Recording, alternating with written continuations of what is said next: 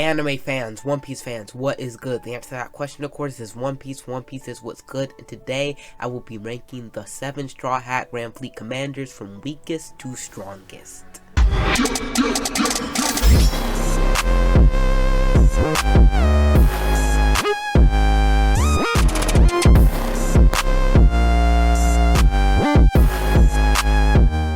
So we all know the Straw Hat Grand Fleet, the pirate alliance that is under Monkey D. Luffy and the Straw Hat Pirates, their Grand Fleet, like how Whitebeard had that whole Grand Fleet that was at Marineford when he went to war with the Marines to save Ace. Luffy has one of his own, even if they are smaller than Whitebeard's, obviously. But the Grand Fleet is pretty strong, and I'm just going to be ranking each captain of each ship of the Grand Fleet, so let's just get into it. Out of all the 7 captains of the Straw Hat Grand Fleet, my pick for number 7 and weakest captain of the fleet is probably picked by most people who take the time to rank the Grand Fleet members, and that would be the captain of the 7th ship, Olympus. Now, Olympus isn't that strong. He's not the strongest guy on the block. I'm not going to say he's trash.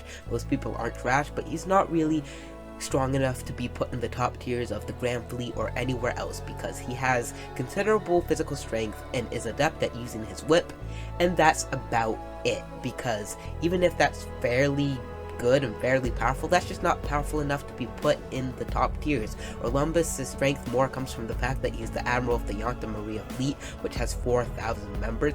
More comes with his leadership skills than his actual fighting skills. He is able to implement and maximize his physical strength in his whip, but that's not enough to be able to say that, oh, he's one of the stronger members of the Grand Fleet. His physical strength is considerable, but it's not even the strongest physical strength we've seen in the series, not by far. So I'm gonna have to put Olympus at number 7 and weakest captain in the fleet. So at number 6, we got the captain of the 6th ship of the Straw Hat Grand Fleet, Hadroudine, our favorite giant friend. Now, Hadroudine as a giant possesses great physical strength, superior to Olympus's, of course. And that's about it, just like Olympus. So Hadroudine, he was able to bench press Magpies, who weighed a ton, but that's about all he has. He has no hockey to back up that strength. He has no speed to back up that strength. So anyone with considerable speed and just a little bit of penetrative power can take him out. He's just not powerful enough to be put anywhere near top of the Straw Hat Grand Fleet list, and that's the problem a lot of the giants have. All they have is strength. Their speed is bad. Most of them don't have hockey, or a lot of them do have hockey, but Hadroudine, I do not believe he has any confirmed hockey, so Hadroudine's gonna have to be at number 6 on this list. Now, number 5 and down were relatively hard to rank, because number 5 and down on this list are all relatively close in power, even though some of them are definitely stronger than others, but just ranking them down the line was a little bit hard. Number 5 and number 4 were really close for me, but let's just get into it. Number 5 would be the captain of the 5th ship, Leo. So Leo is a dwarf or Tontada, whatever you want to call him, and he is very powerful. He ate the Nui no Mi, so he's able to sew things together at will, sew and unsew them, and it's pretty powerful because he's very fast as he's small and hard to see, so he just blitzes you and sews you before you see that anything happened. But I think the drawback of this ability is Leo does not have hockey, so if somebody has observation hockey, to be able to counter that, I'm pretty sure, I don't think that if you have observation hockey, he'd be able to catch you by surprise as he does most of his opponents. Even though Leo does have pretty good physical strength, he's able to use Tontada combat as well, which is kind of just a sort of martial arts like Fishman Karate or something like that. So Leo's by no means weak, but I'm gonna have to put him at number 5 on this list, even though he's really close to number 4 in my opinion. And if you switched the two, I would not say that you were stupid or anything like that. I think that would be reasonable, but I would put Leo at number 5 for now. Now, number 4 is my favorite captain out of all the captains in the Grand Fleet, and I believe he is majorly slept on. The captain of the 4th ship, Idio. Now, Idio is insanely powerful, more powerful than most people give him credit for, because Idio, he is part of the Long-Arm tribe and a world champion boxer, but he has the ability to do exploding punches, so his punches explode on impact, and he has immense physical strength to back that explosion up. And Idio is by no means slow or weak. So first thing Eichiiro did that is of note is when Hajridin was knocked out by Luffy, Eichiiro punched him out of the Coliseum into the stands, and that requires a lot of strength and power because Hajridin is a whole giant and needs a big giant at that. So the fact that Eichiiro was just able to punch him out of the Coliseum with little to no difficulty is pretty insane.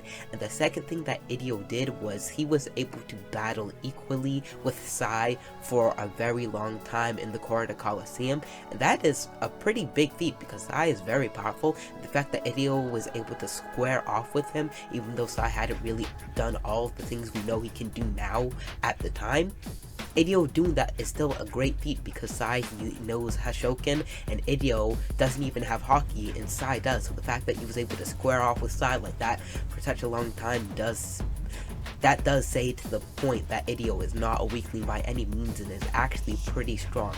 I had a hard time choosing between him and Leo because Eichiiro, he has a lot of power, but then as I said, Leo is able to sew people just like that. He's fast and hard to spot, but in the end I had to choose Eichiiro over Leo. So let's just get into number 3.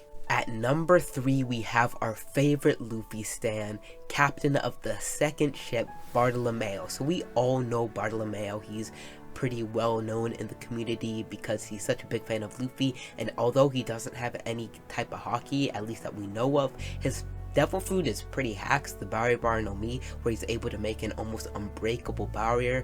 King Elizabello II was not even able to penetrate it with his King Punch, and that's pretty big because the King Punch isn't a fodder punch.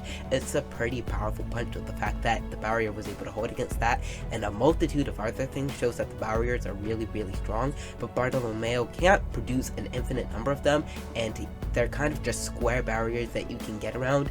To completely close himself off, he has to wrap it into a cylinder, and that's all he can do, and the cylinder is very small and barely fits around his body, so he doesn't have an endless amount of barriers, but the barrier he has is still enough to be very powerful and to be able to win a lot of fights, because even if somebody has Haki, they still can't really penetrate that barrier because the barrier is just so powerful. So I'm gonna have to put him at number 3, but because of the fact that he doesn't have a lot of speed or Haki or anything like that, I can't put him higher than that on the list. All he has is the barrier really, even though the barrier is really strong. That's where I'm gonna have to put Bartolomeo for now until he powers up later in the story, if he ever does power up, and I think he will because I think Bartolomeo has a lot of potential. At number 2, we have the captain of the first ship, the beautiful pirate himself, Cavendish/Hakuba. Now Cavendish is really strong. He's got a 330 million belly bounty, which matches up to Sanji's post-whole cake,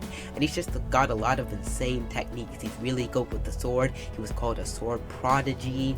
He knows armament and observation Haki, and then he has his Hakuba transformation. Now Hakuba, Cavendish has this type of sleeping disorder where he'll fall asleep and Hakuba comes out, and Hakuba is his alternate personality, and Hakuba is insanely fast and insanely proficient with the sword.